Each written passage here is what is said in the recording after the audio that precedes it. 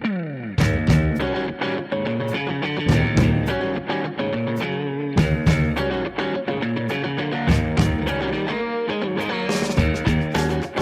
everybody, and welcome to the Yishai Fleisher Show, broadcasting live from Judea to the world. You're a part of it wherever you are. Shalom and welcome to the House of Rona. Yes. The House of Rona. First, we have a house guest. That's right. We have a house guest. Her name is Rona. That's short for Corona. And that voice that you hear is not the voice of Rona, although Rona is with us. With us always. Yes, right. And that voice that you hear is Malkah Fleisher. Malkah, shalom. Yes, I got the Rona. You got the roans. I got roaned. You got roaned. I know. But I'm okay. We're okay. Yeah, we're all okay. right. We're all right. Yeah, we're like us and everybody else, basically. What? Like it's like a de facto shutdown here in Israel because so many people have corona. Right. I don't know where you are out there in the world, but here in Israel, it's like it's lost a lot of the fear factor because like everyone has it, yeah. And vaccinated and not vaccinated. Basically, now that it's hitting the vaccinated people, everyone has actually calmed down significantly. Right. Because you're just like, okay, we can't do anything. Like, we're just everybody for themselves. Good luck. Like, it's going to be fine. And really, Baruch Hashem, mostly it is fine. It's mostly fine. Mostly people are fine. I want to say that you and I, after these 2 years, finally got corona. Yeah, we finally got it. I mean, we didn't get the Delta, it seems like. No, we didn't get the Alpha, Omicron. the Delta. Omega. We got the Omicron. We don't know. They don't tell you, but yeah, I think but we got some kind of light version of it, Omicron most likely. I wasn't surprised to get it. I was fine with it because I knew everybody around me had it. It was just a matter of time, and I wasn't trying not to get it. Frankly, not trying too hard. I wasn't trying to get it, but we do have friends who tried to get it and indeed got it. But it came. It was a weird week. We were weak. Again, we're in Bidud, right? So that's part of it. And then it was rainy also and like grayish outside. That's right. We do have some symptoms. Like I had some, the first day that I had corona, I was like in bed all day. I got the crawly skin and the like flu-y feeling, you know? Right. I slept a lot also. It was Shabbat. Right. And my Shabbos nap was like 3 hours, something crazy for me. Right. And then when I got up, I like didn't even feel good still. I think one of our kids brought it in the house. We had a kid whose friends were sick. And all Everybody at my work had it one way Everyone or another. had it. Everybody so, had it all so around. then we didn't feel good. I feel pretty good, thank God. Like I had a little bit of a cough. I'm talking about like like that. Like nothing like not like a no hospitalization, Baruch Hashem, not even close. It's a kind of sickness that had I had it 3 years ago, I wouldn't have even called the doctor for. Like I would have been like, oh, right. Look at that. Work day. I don't feel good. All right. That's right. No big deal. We do have some interesting stuff. Like I got today a little bit of lower back pain. Right.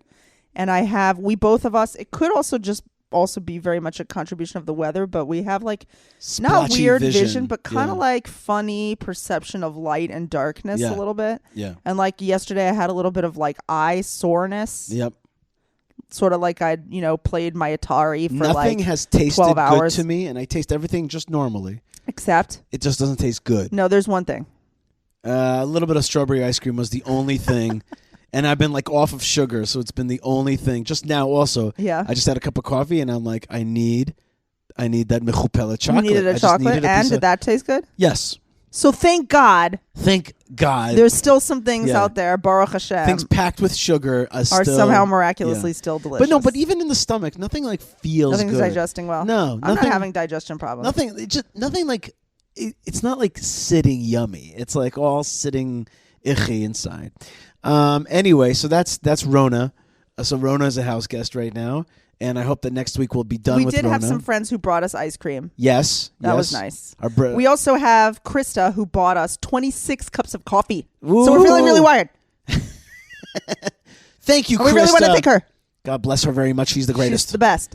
Krista went to buymeacoffee.com/Yishai and bought me something. Okay. It's not real coffee, but it feels like it. It goes into the blood like coffee. If you don't understand what that means, it's just a way to support the show and to show your love. And it's just it's a gimmicky way of saying like you would buy me a cup of coffee if you saw me in the street, right? And so it's a great way to share the love and to support and to be partners with the show. So Krista just bought 26, is that right? Yeah. That's a lot of coffee. That's a lot of coffee. So thank you very much, Yishai. We're gonna enjoy that. That's like 13 days of you and me sitting down for a cup of coffee. Yeah. So that's well. It looks like soon we are gonna get to sit out to have a cup of coffee because we'll have our Tav Yarok, which means our green passport. Except it looks like the green passport thing is being phased out. And while I want to say, and green passport, by the way, for those of you who just woke up, it's 2022. Good morning. Okay, just woke up in 2022. The green passport in Israel is a system by which they decided that the vaccinated people and the recovered people can be authorized to like go live their fullest life, whereas the other people cannot necessarily do that. And by the way, vaccinated for our purposes does not mean having 1 or 2 vaccines. It means having 3 vaccines or having your last vaccine within some certain amount of time. So we did not fall into that category, which means that we have not had the green passport for some time. That's okay. It really hasn't been super prohibitive. But now we're going to have a green passport. But now they're phasing out the green passport. Good. Green passport. And I'm like, I'm only mildly resentful because I wanted to be, top tier citizen for a few minutes also. We listen, let's just be so thankful, and even the bidud time has the quarantine time has been tough, but not horrible. Last night there was a little bit of very light snow, a dusting, and yet the kids and I went out, and I was on a call, and I still managed to go outside and throw snowballs at the kids, and they throw snowballs at me, and we're doing our best out here. And that was after you had a big debate last night on Sulha. Yes, I debated Amir Zahir. Why do I call him that? Because I don't know. You keep calling him. I had to pass you a note in the middle of your debate to stop calling him. Do you know why? Amir Zahir and just start calling him Amir. Do you know why? Because there's a video where he goes, Israelis, they could never say my name, Amir Zahir. They can't pronounce it. It's too hard for them. Something like that. And he's making fun of us. Okay. Okay. Any case, this guy. He's a comedian. He's a law professor, and he is a seriously anti-Israel, pro-Palestine movement guy who you basically got to admit during the debate, and you can see it on YouTube. Look up Sulha, Sulha. Yeah, you can do that, or just type in Yishai Fleisher, like the latest thing that goes up. No, it'll be in my email now. It's going to go up in your email. It's going to be on YishaiFleisher.com, the link to it. Right, so it'll be all over the place. But basically, you got him to say out loud during the debate that he is calling for the end of Zionism and believes that a Jewish state is a supremacist country and it should not exist. Right. Yeah, he was totally an anti. Like with all his like, ha ha ha, I'm a comedian, I'm so hilarious. Like, he is a major serious terror supporter and is not funny at all. Yeah, he literally serenaded, by his words, a woman who killed 2 Jews and who's hiding out in Jordan now, just a terrorist, and has said he calls Zionists dogs and bastards, and he says that every element of Zionism is racism, like. And then he comes on the show and puts out this like liberal face. Oh, what I want is a secular democratic state for all peoples. And yes, the Jews are also indigenous. La la la la la la la la. And my whole point was, now some people can watch that debate and say, Yishai, you were just a tad aggressive and a tad personal with him, which is true. I was a tad aggressive and a tad personal with him. But my point was, and I think the point was made, which is this guy is not what he seems to be. And that we're in the midst of a narrative war. Right. He's trying to put on like a kumbaya, like let's have like a dispassionate discussion thing. In the meantime, he is endangering the lives of Jews. Malkah, I figured out that the anti-Israel movement has a spokesman and a language for every level. For every Tahana, every station of a kind of way of thinking, they have somebody to speak and to speak to you at that level. So if you're at the level of you believe in liberal democratic rights, they've got a guy for you who'll speak it that way. If you're more like a jihadi version of a Ku Klux Klan guy, they have that guy for you. If you're more of what other kinds are there? If you're like a BDS guy, they'll have BDS for you. If you believe that it's only about like Judea and Samaria and that the Palestinians only want Judea and Samaria, they got a guy for you. If you believe that, like as I said, BDS, like that kind of tactical work, they have that. They have a flavor of somebody, a spokesperson, and a messaging that's just right for your place, with all the same goal, which is to unhinge you from your pro-Israel stance. Some way to make you less sure, less supportive of Israel, and it's quite sophisticated. It's like you know, let's say you're an Al Jazeera type watcher, they'll give you the full-on Israel's an occupation, blah blah blah. But if you're like a Jewish person, like he didn't say, you know, he although on his Twitter he said that every aspect of Israel is illegitimate and that we have no indigenous rights and we're the colonialists. For us, he literally said, No, Jews are indigenous. How could I deny that? I can't deny that. It's just that now we need a secular democratic country that will work for everybody. It reminded me about how the UN used to talk about Jerusalem. Like, how do you get the Jews to relinquish Jerusalem? You can't, right? It's like the heart of our history. So what did they come up with? Let's internationalize the city. You see, you're going to have it. We're not going to take it away from you. It's just going to be internationalized. Isn't that nice? The word international is nice for Jews. Jews like that word. Everybody's together in it, right? That's a way of internationalizing Jerusalem. Is a perfect language for a certain kind of Jew. You know, the Jews that fall for UNism, you know what I mean? Who are like, well, there's the international law and the international community, and then there's the UN, it's the international body.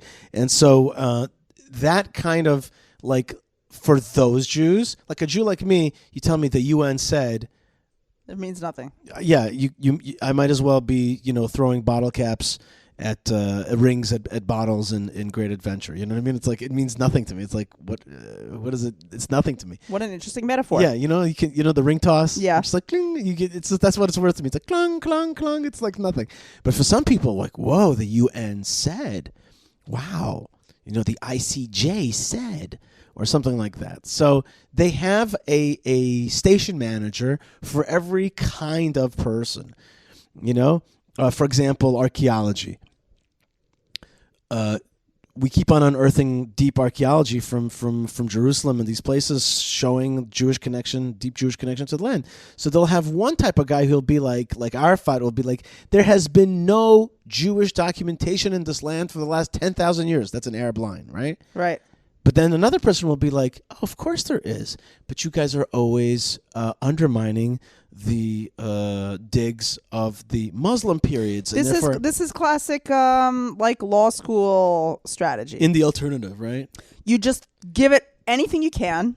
You throw all the arguments at the wall, as they say. Right. And you see what sticks. And whatever sticks, that's the argument you go with. But that's not exactly it. I'm actually saying that it's more than that. It's that actually they have a station for every type of person. They have an answer to weaken you for whatever position you're coming from. If you're like on the whole spectrum, so even on the right wing spectrum, they have answers to you. On the real right, they'll say to you, you're a racist and you're a supremacist. Oh, that's another thing. That's not the left. No, that's for people like the right. Yeah. By the way, like Jews on the very interesting thing. Nationalism is supremacism in their innovative new language. Yet at the same time, they want a Palestine, right? Which is their nationalism. Right.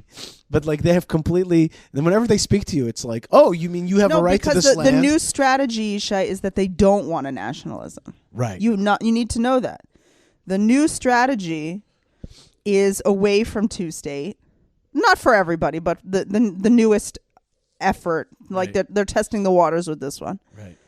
Is that they're actually ready to give up on the idea of exclusively Palestinian nationalism. They have an identity; it is Palestinian. That is nationalism, but they don't necessarily need to run a state. They'll just do something together with us. We'll just run a state and we'll just kind of see how that works out. And if it happens to be that 10 million more Arabs move in and make that into an Arab state. Oh, look at that. Oh, I guess that was the democratic choice, right? That everybody made, and that's not nationalism, even though now it's nationalism, and there's like a Taliban type Hamas thing running it. That's not nationalism because we started this thing from a secular, right? That's liberal my democracy. Point. My point is that it's like endless tricks. It's like right, and that's what it is, and that's what you tried to prove, and I think you did a good job with that last night. Is that you tried to prove that the idea of running Israel as a secular liberal democracy for all people, no matter who you are, Jews, non-Jews, is really a tactic to make Israel not a secular liberal democracy for all people. That's right. And that's what Yocheved, who's on my team, told me, that I should have even said it even clearer. I should have said that even clearer, which is like, this is a tactic to create a situation like we have in Afghanistan. There's not a takeover of fundamentalist totalitarian Islam, what I like to call totalitarian political Islam. And that's another word for jihadist. By the way, I'm constantly searching for the right word for bad guys, right? So I came up a long time ago with the word jihadist to talk about those people. But my Arab friends from the UAE, they don't like that word so much because they're like, no, jihad is a sacred, important Islamic value. They see it as like a more spiritual thing. I've heard that before. Do you know what that it's really like a personal quest for like spiritual upward mobility to try to purify yourself. Do you know what word they really like when you want to talk about the bad guys? Palestinian. Really? Yeah. They're like, Palestinians. Use that. Yeah, they're the bad guys. You know that. They're them. They're the bad guys. Those guys, they're bad. You cannot. Yeah, it's tough out there. It's tricky out there. Listen, Malkah, today's show is brought to all of us by the Israel Bible. And when I say the Israel Bible, I mean the Israel Bible because it's brought to you by God, but I also mean proper name, the Israel Bible. TM. Right, exactly. You say TM and then you hear a from heaven. But the Israel Bible, redacted by my good friend and a mentor, Rabbi Tully Weiss, has an incredible product that came out.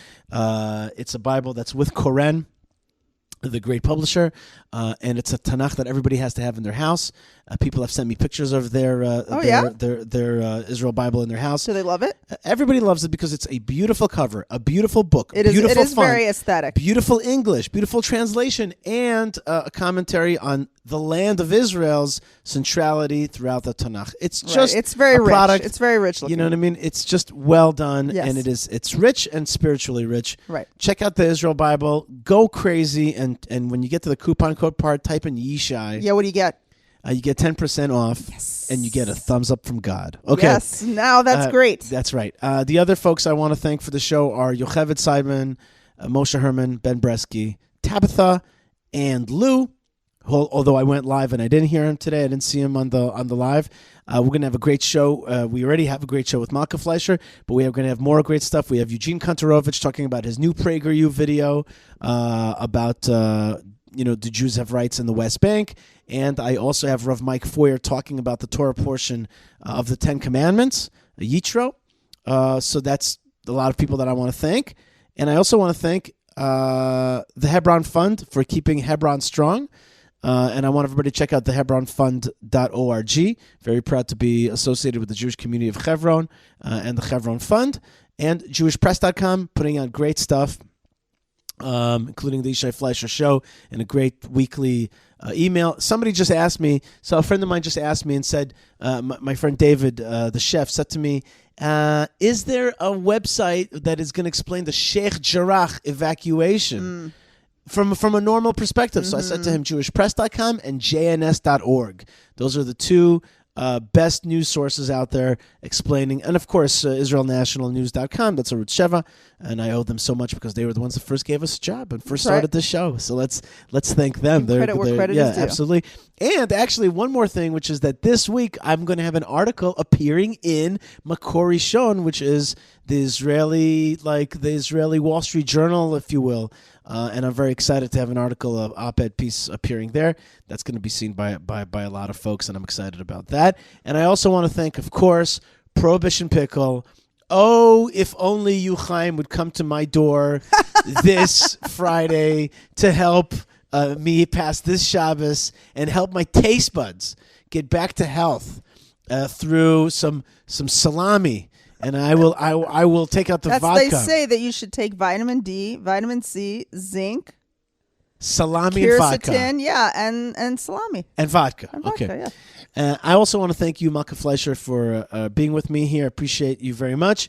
And I want to wish you a refuah shlema. Thank you very much. B'shar kol cholei Israel v'kol cholei ohavei Israel. Yes, okay. Very nice. For all the people said. in Israel who are sick and lovers of Israel sick, because that's what the show is about. The show is for Israel and for lovers of Israel. Okay. And you're out there. We know you. We see you. We do know you're out there. We love you so much, and we do send you our love to wherever cold and funky place you're at, or hot place, wherever you are in this world. There's so many good people out there. I wish I could name every single one of you, but I'm just mamash sending you the good juice and the good energy. Prohibition Pickle is found on Facebook and on their Instagram. Prohibition Pickle. Prohibition Pickle. Check out also my debate with Amir Zahar at Sulcha. It's a YouTube page, Sulcha, Sulha. Very good. And Zeo, let's get to my discussion with Eugene Kantorovich about Jewish rights to Judea, and my discussion with Rav Mike Foyer about Mamlechet Kohanim v'Goy Kadosh, a kingdom of priests, or a kingdom of ministers, and a holy convocation. Stay tuned for that, Malkah. Shabbat Shalom. Shabbat Shalom.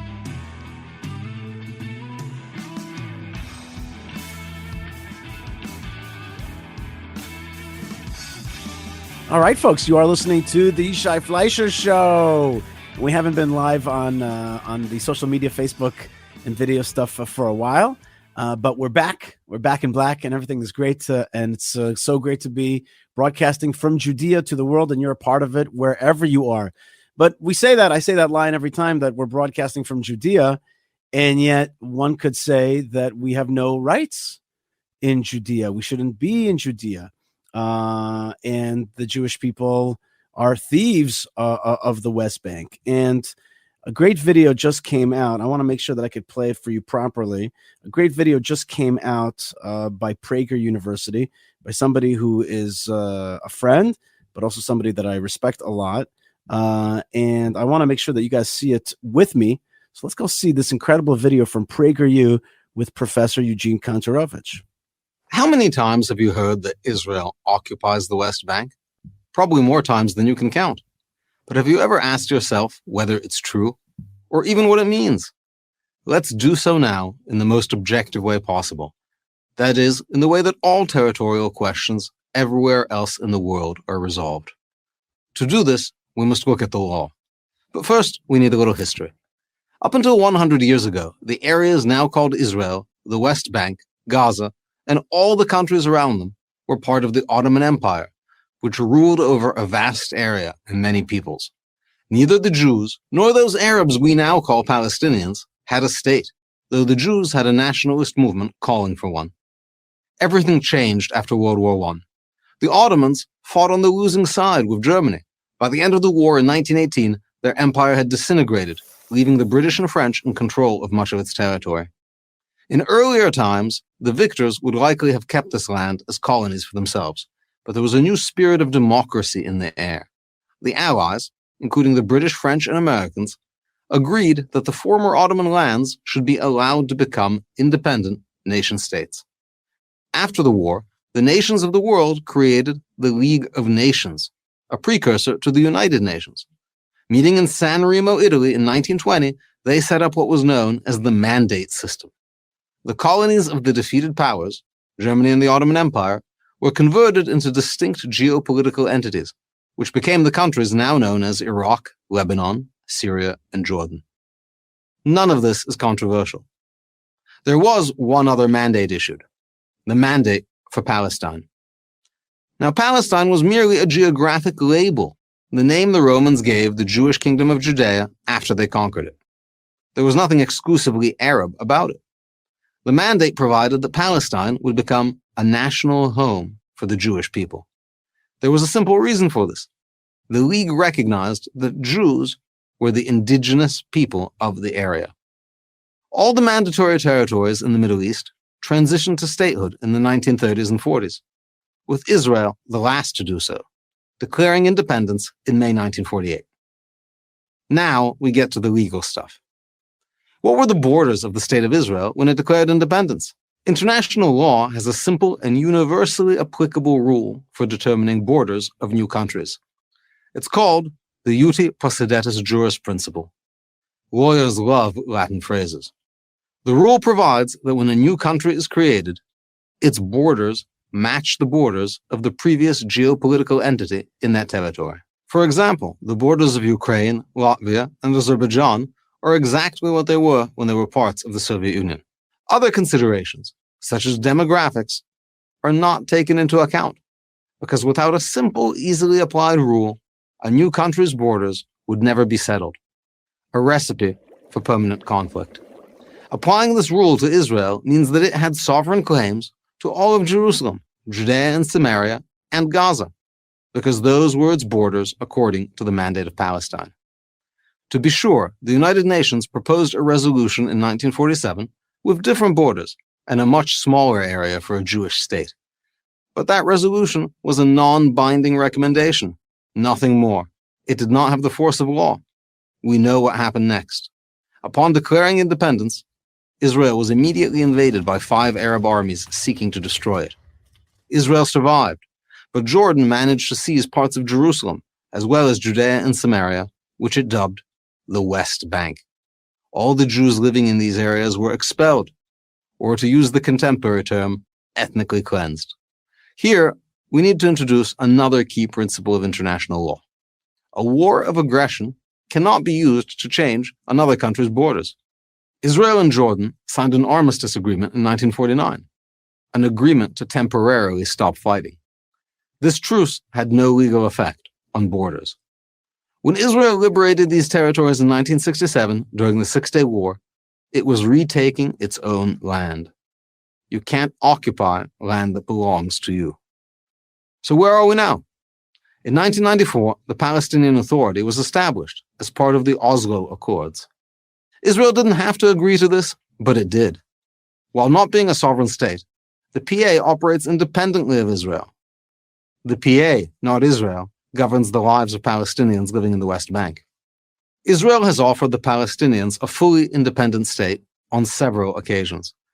Each time, the Palestinians have rejected the offer, something no other national independence movement in modern times has done. Whether or not it makes sense for Israel to renew such offers is an open question, but it's under no legal obligation to do so. I'm Eugene Kontorovich, professor of law at George Mason University for Prager University. All right. Thank you for watching this video. All right, hold on to keep a second. PragerU Let's videos stop free, sharing that. please consider making a tax-deductible donation. And that was wonderful. Thank you very much, Eugene. That was just fabulous. And we have Eugene Kontorovich, Professor Eugene Kontorovich, with us right now, who is a professor of law at George Mason University, and also the director of the International Law Department at Tehilla Policy Forum. Eugene, thanks so much for being with us. And that was a fabulous, and everybody could tell that that's just a fabulous video that lays out the history. There's a lot of complexities there.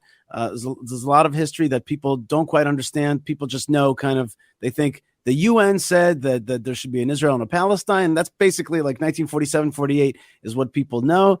This video lays it out. So first thing, tell me about the creation of this video. Where did that idea come from, and how has it been received? So the video has been long in coming because the wonderful people at Prager University had thought that there was a need for a short film of the kind they make, laying out the legal issues behind Israel's borders. And amazing thing about the Prager University people is they're highly, highly professional filmmakers. Like, they're in LA, and they really, the gentleman who runs it, Alan Estrin, he used to make Hollywood movies before he started educating the world and used his talents for even greater good. But they're still very professional about their filmmaking. So it's all filmed in a studio, very high production values. So we had to, since I am in Israel much of the time, we had to find a time I was going to be in the United States, and then COVID started, and travel was suspended. So I thought we would do it by Zoom. Everyone was doing everything by Zoom, but the Prager people said no, we're never going to do Zoom. We're going to make films and edit them professionally. So then it was like another year before I got out there, and it was well worth it because they make amazing films. There's a lot of facts within this 5-minute presentation. What do you think is the most missing in the average student's minds out there when they're fighting the battle of being told that Jews don't have rights to the so-called West Bank, or what we would call Judea? What do you think is kind of a key factoid in there that like everybody's got to drill down and remember when they finish watching the film? I think the West Bank was part. I think part of the problem is names. Israel, Palestine. What do all these things mean? Israel used to be Palestine. That makes it quite confusing. And now the Palestinians say, well, we're Palestine. Israel used to be Palestine. It's a big mess. I think what people need to understand is the rule that establishes the borders of countries around the world, the standard default one-size-fits-all rule for establishing international borders, makes clear that upon the establishment of the state of Israel, all of the area of mandatory Palestine, Jerusalem, Judea, and Samaria were within those borders. And if you don't have a question about Jordan's borders, so one thing we must mention students. Students never have a question, does Jordan have a right to exist? What about Jordan's borders? Aren't they arbitrary? It has that weird arm, Winston's hiccup sticking into Iraq. Why do they have these borders? The answer is exactly the same. It comes from the mandate for Palestine. Jordan was part of the mandate for Palestine. It also inherits the borders of that irrelevant section of mandatory Palestine. So I think that's one major fact. The basic rule of international. I think another thing people get confused in is, and it's in fact, I think it's the fault of Israel in many ways, because Israel was so happy to have any kind of international legitimacy, international recognition. Mm-hmm. It started acting as if international recognition was legitimacy was a prerequisite for its existence. Mm-hmm. And so Abba Eban talked about the UN partition plan as being Israel's birth certificate. Now, I've been to the population registry of countries. They don't keep their birth certificates on file, right? Countries don't have birth certificates. Countries are created, and they do not need a vote of the UN. So I think Israel, by being so happy that there was this UN vote, gave it more legitimacy than it actually had legally. Right. The 1917 Balfour Declaration was very important. The 1920 San Remo Accords was very important. The League of Nations mandate in 1923 was very important. But the partition plan all the way at the United Nations, that did not have the force of law, nor was it that important. And basically it was actually reneging. Some people say that the partition plan itself was kind of an illegal move, reneging on already agreed upon law that the League of Nations decided of the borders of the mandate. What do you think about that? Yeah, I don't think it's illegal because it has no legal force. It's like thin air. So had it purported to have legal effect, it would have been in contravention of the mandate. But they knew the mandate. They knew they couldn't change the terms of the mandate. They knew they could not take away the land of Israel from the Jewish people, which is why they didn't say that they're actually partitioning anything. People think of the 1947 partition resolution as actually saying we're splitting. They didn't say we're splitting. They said, Britain, maybe you should think about this kind of split. We think it would be a good idea. They didn't split because they knew they didn't have the authority. So it was not even legally binding enough to be illegal. So like over celebrating it, the partition plan has been one of the. It's natural that it was celebrated at the time, right? But my father calls this the happiness of the poor Jew. That when the pogromniks just break the windows and don't kill anyone, because the UN was really considering two versions of going back on the League of Nations mandate. They were thinking of either just saying forget it, no Jewish state, or maybe a little bit of a Bantustan ghettoized Jewish state without Jerusalem. And since those were the two options on the table, they picked the less terrible of those two options to recommend. And they did not even stand up for that. That is to say, when the Arab states came to say, no, we're going to go to war to ensure option number one, no Jewish state, the UN didn't say, no, you're going against our resolution. We're gonna fight you. In effect, they lent their practical support to option number one by not allowing the Jews to defend themselves. But the notion that this was somehow that this is the celebration of this has created this impression that it had a legal effect, which it didn't. Right. It's supposed to have. The Jews in 1947 were delighted because they thought it would have a diplomatic effect. That is to say, that it would deter the Arab countries from invading, which it did not have. There's an amazing State Department cable, a CIA cable to the State Department, actually, from 1947 that was revealed a while ago. I think it summarizes everything in the Middle East ever since. The CIA was recommending that the State Department oppose the UN partition plan, that they favor just an Arab state, because they said if there's partition, for sure, if the UN recommends a Jewish state, the neighboring Arab countries won't invade. Because how could they go against a UN General Assembly resolution? They'll never do it. It would just be embarrassing for them. However, the Arabs in Palestine will still conduct guerrilla war against the Jews, and that will be enough to wipe out the Jews. So then we'll all have to feel bad again. So they were wrong on every single part, right? Mm-hmm. The Arabs in Palestine didn't wipe out the Jews. The Arab countries did invade. It was completely wrong. But that's State Department Middle East analysis. But the idea was that this would prevent war. That's why the Jews were happy about it. So PragerU puts out great videos, and I know we have some mutual friends whose whole understanding of things has shifted about so many issues. Even myself, our mutual friend sent me some videos about nuclear energy and its efficacy and safety, etc., from PragerU. And I was like, those are really good arguments, because what they do is they have top people explaining things really, very well. And so too, now you've explained Jewish rights in Judea and Samaria, or to Judea and Samaria, and also to other places like Gaza. At the same time, towards the end of the video, it's the trickier part where you say, look, where are we now? Israel helped establish a Palestinian Authority which rules this place.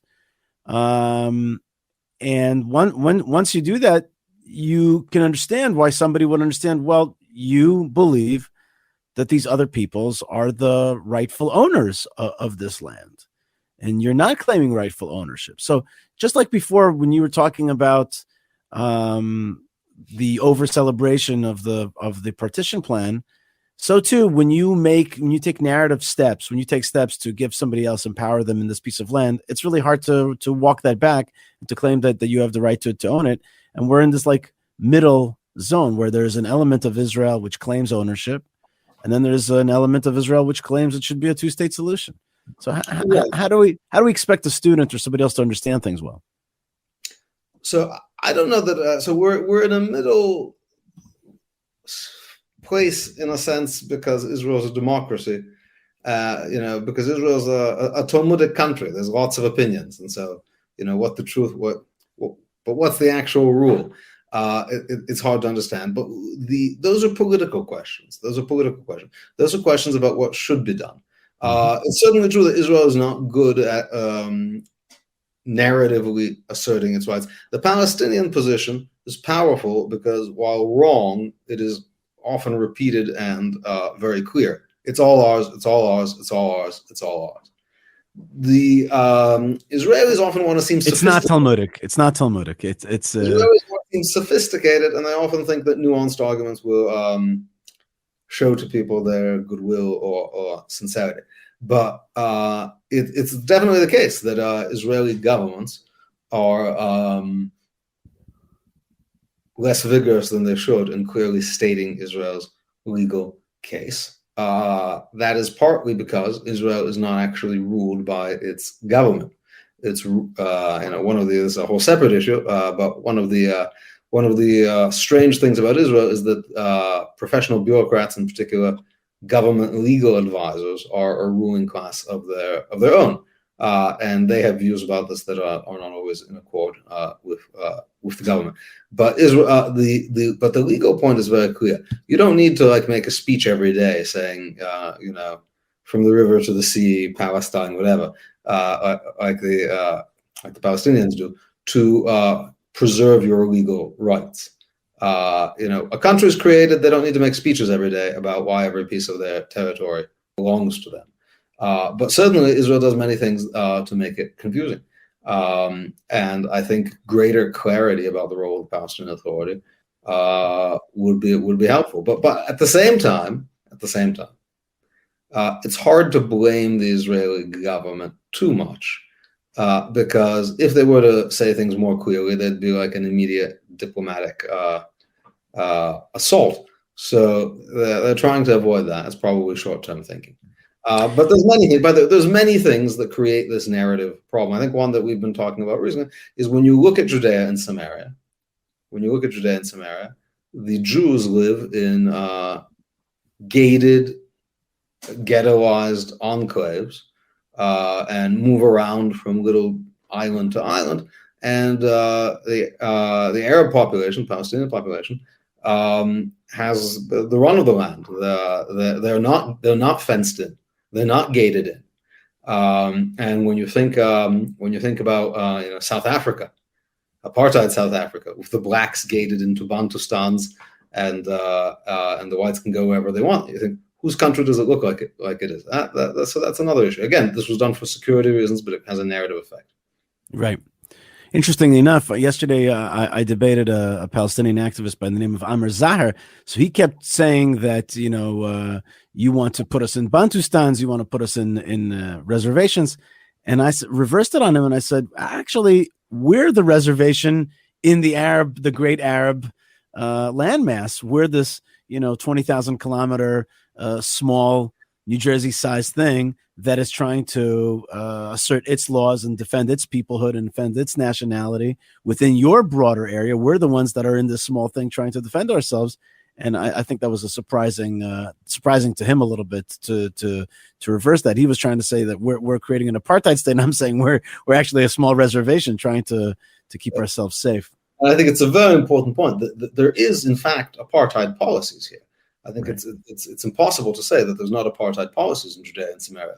But those apartheid policies are the policies of the Palestinian Authority, which does not allow Arabs to sell land to Jews. That's apartheid. So Bantustan, come to think, I want to take it back. It's not a Bantustan.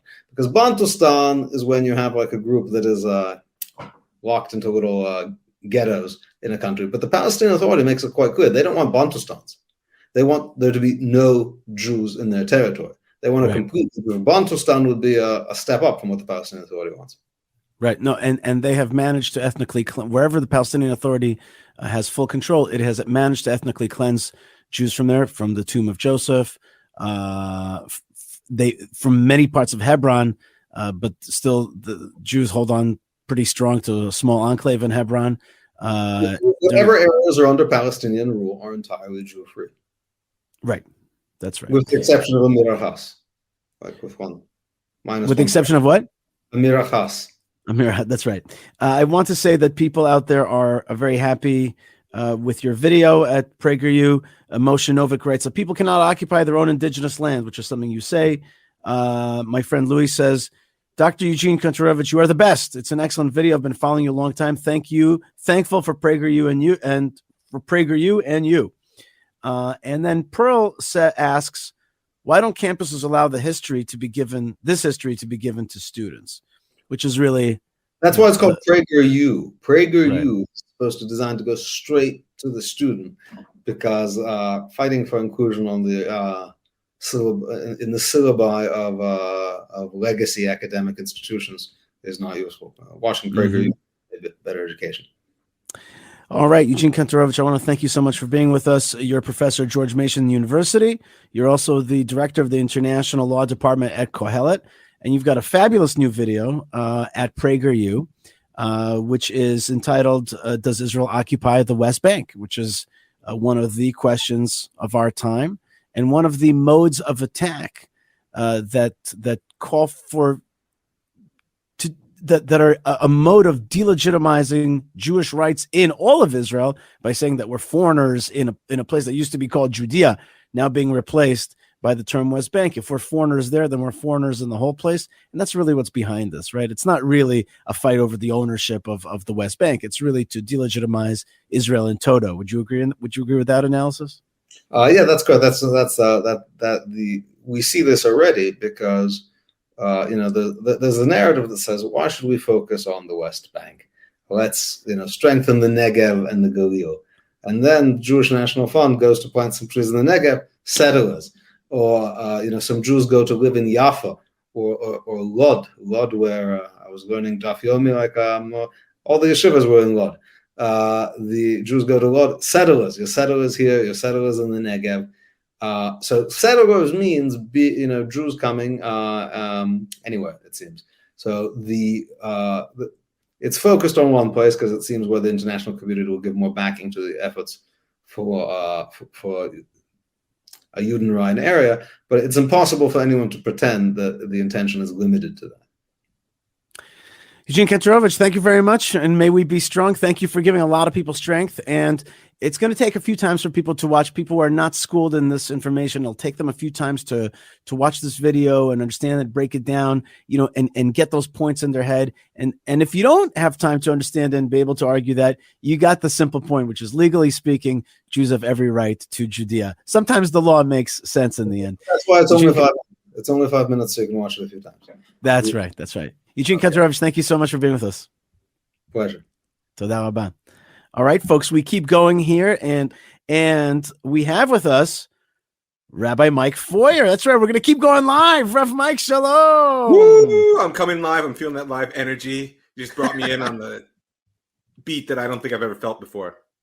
Plus, I'm sure my background is going to drive you nuts because it's not centered like you usually make. Don't worry about it. I let it all go today. We start with a little bit of backstory. Hi, Yishai. It's been too long. It's been too long, and we just did now what I've never done before, which is like move the guest after a guest on the live TV on the live broadcast. That's why I gave you the cheer coming in. I knew you needed the encouragement. That was really exciting. That was a really exciting thing, and I have to admit something now, which is that I had Corona this week. Refushlema maybe would have been. Refushlema, right? I had Corona, but not the big Corona, the little Corona. Not the big devil, the little devil. I had what do you call it? Omicron or whatever it's called. Omicron. The savior of us all. Seemingly, the bringer of the endemic instead of the pandemic. Yeah, and it was still a weird sickness. And the reason I say this is just because it just does weird things with your head a tad. And all week long I've been studying the Parsha of next week. I was like doing mishpatim all week. I thought you were like speaking to the conspiracy theorists among us who don't believe Corona is such a thing. That was your confession that you had it. No, you're saying you're confessing that you didn't prepare the Parsha. I prepared. I did, but the wrong Parsha. I was like working on mishpatim and thinking about it, and then this morning I'm like, "Isn't it Yitro the Shabbos?" I'm like, "Isn't it?" Could be worse. Right now, you could be arguing with the Baal Korah, saying you're in the wrong place. Right, all right, figuring it out late. That's right. Rev Mike Feuer, creator of the Jewish Story podcast and many more good things here on the Land of Israel Network. It is the Torah portion of Yitro, which is, for me, recently, when I say the word Yitro, more and more I have things to do with Druze, the Druze contingent here in Israel. In fact, recently, I was at Caliber 3 anti-terror training school, and the two guys that were training me in gun shooting were two Druze. That I have had that situation where there was one Israeli and one Druze guy, but to have two Druze instructors, that was surprising too. It was surprising. It was also percentage of the population. It's surprising, but there are warrior people who have quite a long tradition and that predates their partnership with us. So it doesn't surprise me. We're not accepting the statistics. I mean, there aren't that many Druze in the country. But you said it very well just now, which is there are warrior people, and you could feel that when you're being trained. You could feel that. Yeah. I like that. You know what I mean? I like that. There was a Worf. The Russian in you. Yeah, there was a Star Trek Worf type of thing going on there. There was like a warrior thing going on. I really like that. And the training that he brought to us was very visceral. It felt very like at combat. It was very good.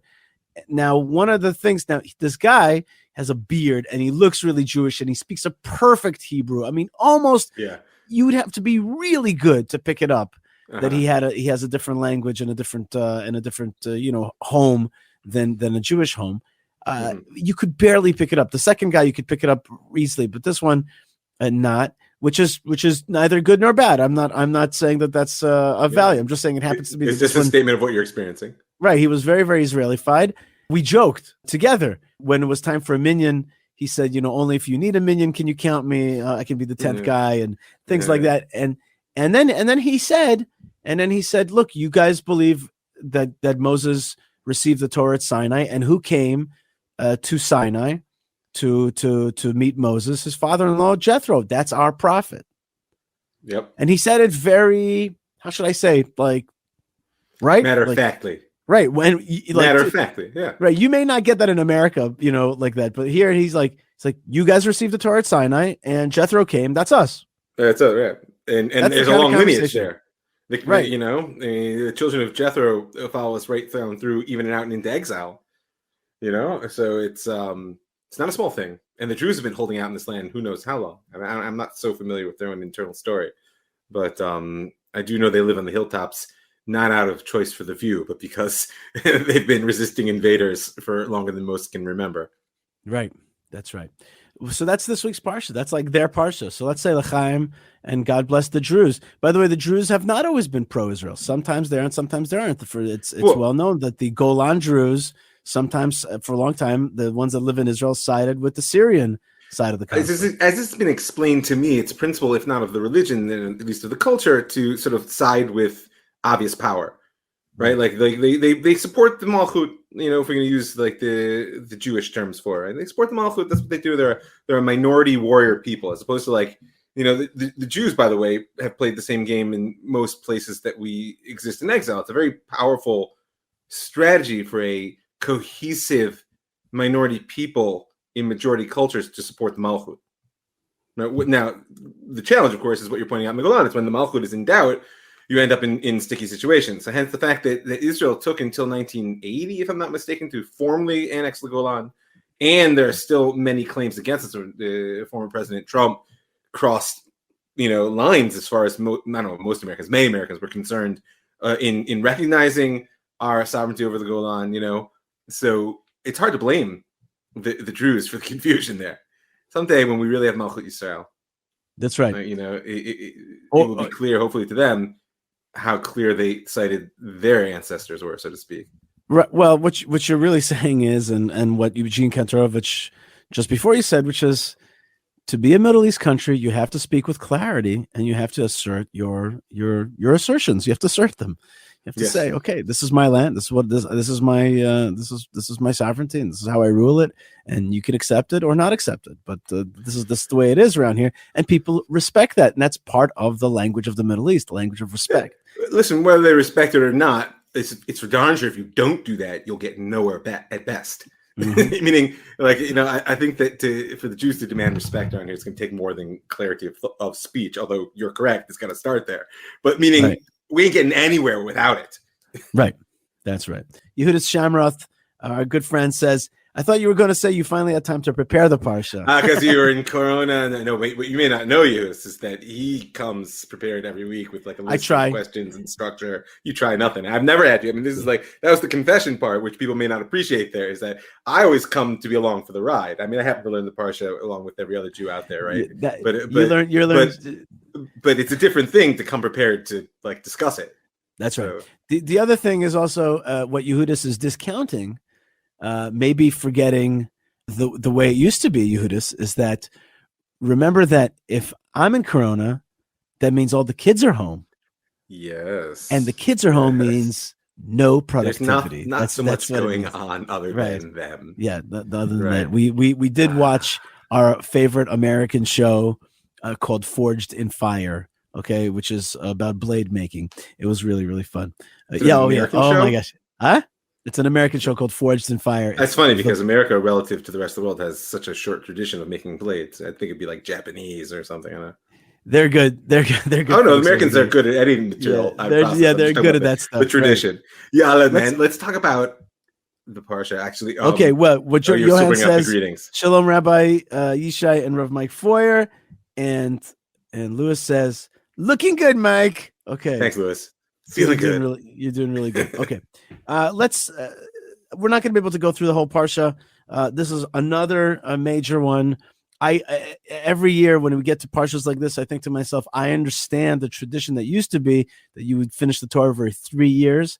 I think that if I lived in that time and then they came around saying, let's do it in 1 year, I'd be like, no, let's do it in 3 years. That's good. 3 years and then have a big old party every 3 years. That's good. Yeah, but we got Simchas Torah out of it, so it's not all bad. Yeah, but parshas like this, there's just so much going on. We're talking about the Torah portion that is famous for being one of the 2 sets of 10 commandments, or 2 retellings of the 10 commandments. But I want to talk for a second about the few phrases right before the telling of the 10 commandments. Okay, Critical ones that they are. Right. On the 3rd month, b'chodesh hashlishi, let's said b'nei Yisrael me'eretz Mitzrayim, the 3rd month after the Jewish people had left Egypt, Bayom hazeh ba'u midbar Sinai. And this very day they came to Mount Sinai. Now there are tachanot, there are stations for the Jewish people. One is the first station was of the Exodus was the splitting of the Red Sea. That's you know what, or depends how you count it. One way you could say is the real first station is the sacrifice of the sacrifice of the Paschal lamb and putting the blood on the doorsteps. That could be understood as is one. You're still in Egypt, but you're already free. While you're already in Egypt, you're already a free man inside, right? 2 was the splitting of the Red Sea. Jewish people become a nation. Born out into the wilderness. Wait, but let's talk about the splitting of the Red Sea. But I mean that's the image. They become a nation, like literally the birth canal. Right, the birth canal. You are also imbued with prophecy, like everybody's going to have a psychedelic moment. Well, right? It's a parallel to Sinai, because there's also a law giving that comes right afterwards. If you're going to count that in your tachanot, right? Meaning when they come out to Marah. Right, okay. And Sham Samlo Chok Umishpat, right? That's why Rashi says that there God gives both Chok and Mishpat, like the sort of ineffable divine command and like the justice system aspect of law. Got Shabbos, some other things. And then the big stop at Mount Sinai. That's when there's going to be one of the greatest moments between mankind and humanity. Excuse me, and in that parallel, God and mankind. Works the same way. There's Mamad Har Sinai, fire, lightning, mountain in flames, and then there's Mishpatim. There's the giving of the law. In the same way as happened with Kriyat Yam Suf and the splitting of the sea, you said that spiritual psychedelic moment, to borrow your phrase, right? And then at Mara, Sham Samlo Chokum Mishpat, here now do something with that. Otherwise, right? For those of us who've seen those doors of perception open, know that it can be for naught if nothing comes of it. I think you're making a very important point. There's a central facet to Judaism. The ecstatic moment is not the end all be all. It's got to come back down with stuff. Not only is it not the end all be all, it's only the means to, really. Would you agree with me that sometimes in Christianity, there's this sense that like the love moment, the big moment, the revelatory moment is enough and kind of stops right there without coming down and bringing down a very... I don't know Christianity from the inside well enough to know if that's true. I can say that historically and structurally what Christianity did was strip away the law and the emphasis on embodied prophetic, like historic embodiment of prophetic vision. So on that level, absolutely, that's actually what Christianity is as opposed to Judaism. And in practice, I don't know because, like I said, I don't really know it from the inside. But in the end of the day, when we speak of ourselves as a people of law, it's not in the sort of Pharisaic, casuistic, quasi anti-Semitic sense that we've been painted by Western society. It's in the sense that embodied life in history and in daily life is the greatest expression of the divine. That is the ecstatic moment by stepping outside, maybe getting to some higher plain and what happened at Sinai and Mi Yodea Ma Yeh B'Olam Haba. I don't know, right?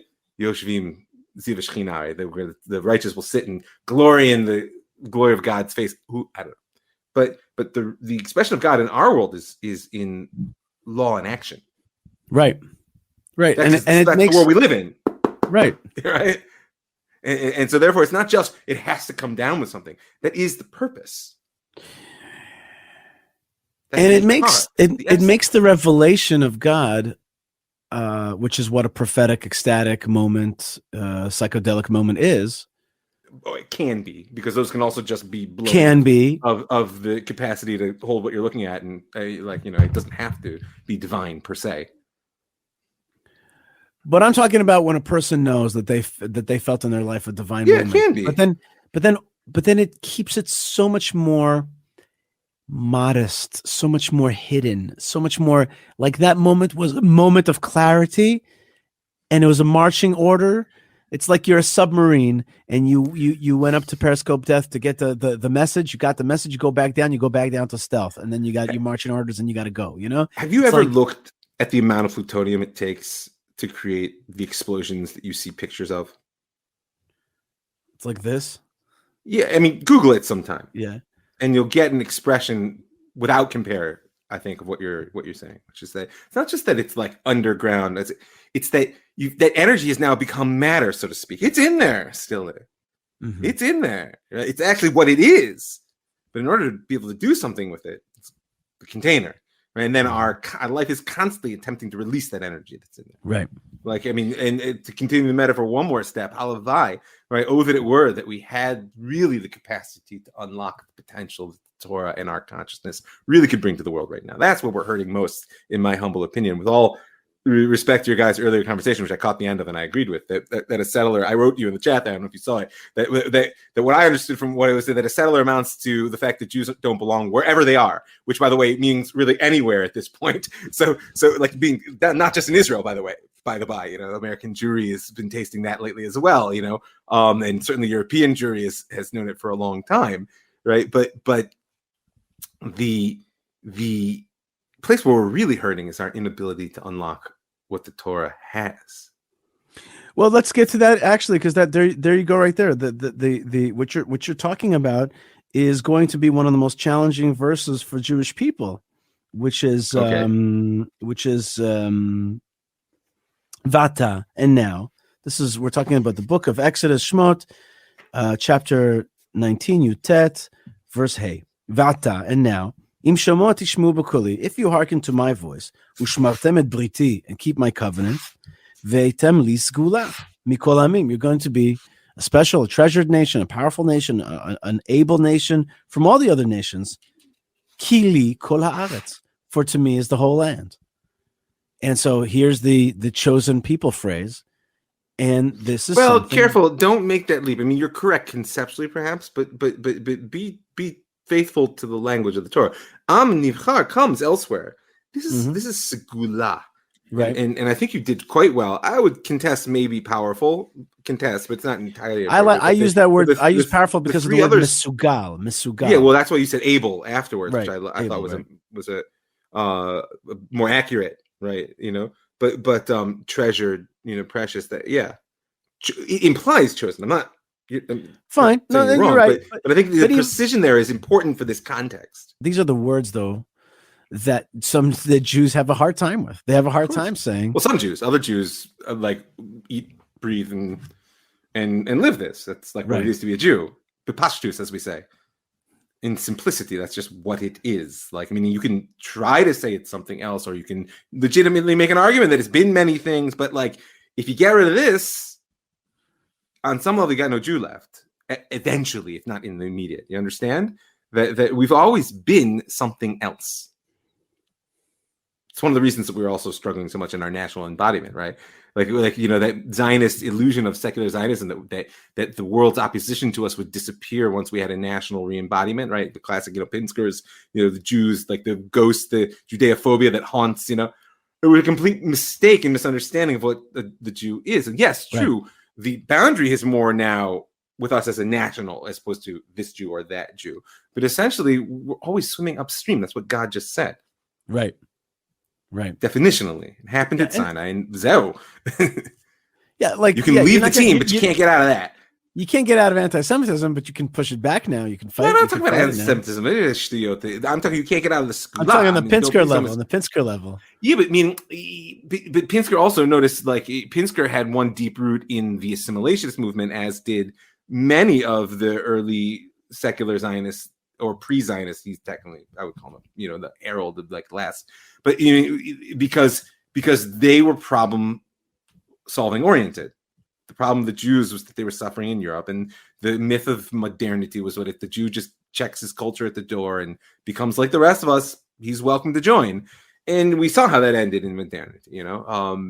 It's still playing itself out in certain ways, but it's playing itself out. Modernity it didn't end well. I think that the secular Zionists had a very important historical role, and that is to help us, as you say a lot of times, re-embody. It's problem solving. It's not a bad attitude. It's not just problem solving. It's also a trait that had been bred out, which is the characteristic trait of action. And they were the breeding, and you needed a pure breed, and they were pure breed action. They did not understand then through your translation of Skula why Rav Kook, right? One of the great rabbinic minds of the 20th century, getting it out of the mystic, etc., why he, almost alone amongst his rabbinic contemporaries of that skill, looked to the secular Zionists as part of the redemptive process is because how you translated the word Skula. He looked at them and he said, they are able. Right. And not able in the crass, pragmatic sense of they'll be able to do it, but in the sense that like, whoa, I'm watching these guys drain the swamps and move from like Russian intellectuals to Mediterranean farmers, and like that, like he's like they are able. There's like they like I'm Skulazo, right? That's the voice is the voice of Jacob, but now the hands are also the hands of Esav. We just don't want to lose that voice because the hands are always seductive. Let's just finish up. So now that you're that kind of nation, the next phase is Vatem tiyuli mamlechet kohanim v'goy kadosh. You'll be to me. Now I would be careful because you did so well with Skula. Take your time. Well, mamlechet kohanim, kingdom of priests. Okay. And a holy nation. Yeah. Okay. I'm going to push a little on priests. I mean, you obviously. Let's call it. Give me 3 words for Skula. Servants, civil servants. Nice, because Rashi goes with ministers. Is that the word, ministers? I actually think in English the most accurate term is minister, because it works both in the political sense, like Rashi brings about Bnei David, that they him kihinu, right? Like they usurp. I mean, even today in modern Hebrew, hu kihen ka, you say that he served in that. He was a minister capacity, right? In that capacity, right? And also, I think in English, it bears also the religious aspect of the priesthood, which is a ministry, right? It's not, like, I just think that it sounds strange. You trust me, it doesn't work with the average American to translate that as a kingdom of ministers and a holy nation, but a kingdom of bureaucrats. Or either that or like, they picture like, in the ministry, like, but nonetheless, it's important because in calling all of Am Yisrael Kohanim, in this context, God is illuminating so much of the book of Vayikra, right? What's the Kohen? The Kohen stands between the people and God, so to speak, but he faces both directions. When he's facing God, he's on behalf of the people. When he's facing the people, it's on behalf of God. Am Yisrael is meant to serve the same purpose between God and creation, or at least humanity. Let's not blow ourselves too out of proportion, right? But at least humanity that we speak to, right? We face the people on behalf of God. We face God on behalf of the world. So it's that fact that our particularity is always in service of the universal, because that's why it ends. Hili kol haaretz. That's right. Because I'm concerned with the whole world. You're my ministers. And I think that also God is saying, I need a channel in this world. I need to be able to. I need a channel. I need to be able to channel things in this world. Channel of knowledge, channel of love, channel of prayer, a channel of ideas. I've been listening recently to one of the great rabbis of our time, Rabbi Stephen Presidentis, and he has got a series on the American Jewish influence on America. And I should listen to that. I bet it's good. It's phenomenal, and I've been shocked because I've been like, oh my God, I cannot even believe the level of which impact the American Jewry has had on what we understand and know of as this thing called America. Oh yes, and it's just, but in every field and in everything, it's just like the impacts are. It's like the thing that you think you know is America is so much influenced by Jewish thing. To me, that's like, okay, when God wants something done, He sends in His channels, and His channels develop stuff, and His channels send stuff. It's an energy, it's a knowledge, it's an aggressiveness. As Mark Twain called it, the aggressive mind of the Jew. You know, the aggressive mind. We do have a little bit of an aggressive mind. Yeah, it's an aggressive mind. It's it's aggressive mind. And that brings us back to what follows this, like you pointed out. Our aggressive mind is meant to be devoted to the Torah. That's right. It's meant to be a channel of the Torah. That's right. Well, yeah, but meaning otherwise we can get a little off the rails. I don't know if you've noticed historically that as you point out, sometimes it's off the rails for the good. And Presidentis' point about how much that Jewish aggressive mind brought to American culture, and for sure in the Jewish story, I've seen it very clearly. My focus is a little bit different, but it goes off the rails too. I mean, oh yeah. Listen, Marx, Freud, Einstein. That's all I have to say to you. That's right. These guys changed the language of the world of the 20th century. All right. The Tov and the Mutav, as we say. That's right. That's right. Okay, Rev Mike Feuer, time is up. I want to thank you so much. People can reach out to you for your spiritual counseling and for your other show. They can do it at revmike.com. Is that correct? That's the best place. Everything's there. Okay, and people can check out also jewishstory.co. That's right. And your other great show and your spiritual counseling as well, which is one-on-one and personal and highly needed for a lot of people. And thank you so much for sharing Torah with us. I'm going to say goodbye. All right, folks, I hope you enjoyed my conversation with Rev Mike Feuer and with Eugene Kantorovich, Professor Eugene Kantorovich. Malkah Fleisher, thanks for coming back on the show. Yes. I just want to wish you a Shabbat Shalom. Thank you. Shabbat Shalom. Thank you for being such an awesome rock star. And yes. I want to wish you a refuah shlema. Thank you. I really appreciate it. You too and everybody else out there. Yeah. I thank God I keep a lot of chicken in the freezer, Yeah, this you keep one a lot of those weeks. Is that like a metaphor? Keep a lot of chicken in the freezer? Is that like some That's not like a Southern saying, no. It's not like a Southern Jewish thing? No. Got a lot of chicken in that freezer. No, okay. I don't know. I missed the South. Yeah? Hope to get back down there. You still have soon. your boots. I sure do. You should have worn them out in the snow. No, they're actually they're by design formal boots. They're not like dress up boots. They're for your, They're for fancies. They're for they're for your hoedown. What is wrong? I don't know. Why do you keep laughing? I don't know. Okay. Whenever you try to be a Southerner, it makes me laugh. I missed the South. I want to say hi to my good friend Ann, who listens to the show. I want to thank Krista again for supporting the show. Coffee. For all that coffee. That's go to buymeacoffee.com/Yishai. I want to thank the Land of Israel Network as well. Ari and Jeremy doing such a great job. It was great to host both of them last week on my various media, including the show.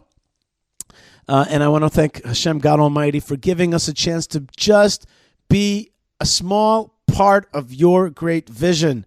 Thank you, Hashem. Help us get through this funky time and get to greener pastures, but all in the meanwhile to do your work, to help propel this world forward in your way, in your direction, and B'ezrat Hashem to teach your Torah and to send it out to the world in the way that you want to, through Kiddush Hashem, and never Chas v'Chalila through Chilul Hashem. And thank you, Hashem, for all the strength and for every ounce of life that you've given us, the greatest gift to do your will in this world.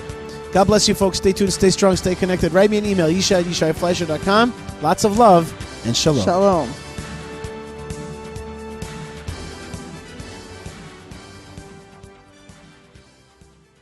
Zionism, political and secular, says Ben-Gurion, held that Israel must be redeemed by its own efforts and by natural agency, that the Jewish people on its own must create the foundations of a new life. Well, I'm definitely looking to found a new life for my people in the land, although I'm not so sure we can do it on our own. As I'm Rav Mike Feuer, and this is The Jewish Story.